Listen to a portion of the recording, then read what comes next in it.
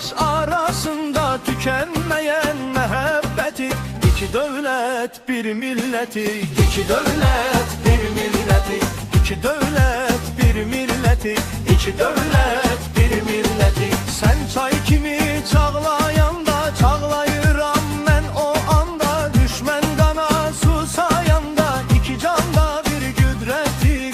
İki devlet bir milleti, iki devlet bir milleti, iki devlet bir milleti, iki devlet bir milleti.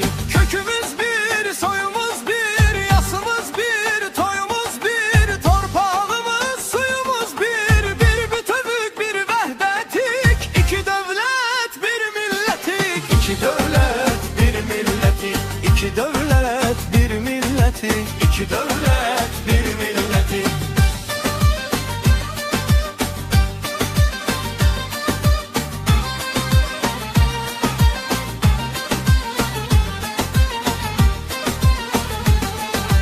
Beşer üçün heç yanmayan, ədalət nədir qanmayan, tolerantlıq anlamayan ölkələrə bir ibrətik.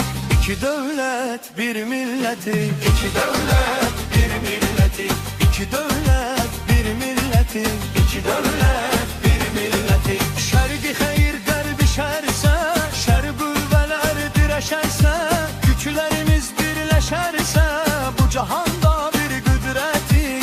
İki devlet bir milleti, iki devlet bir milleti, iki devlet bir milleti, iki devlet bir milleti. Kökümüz bir.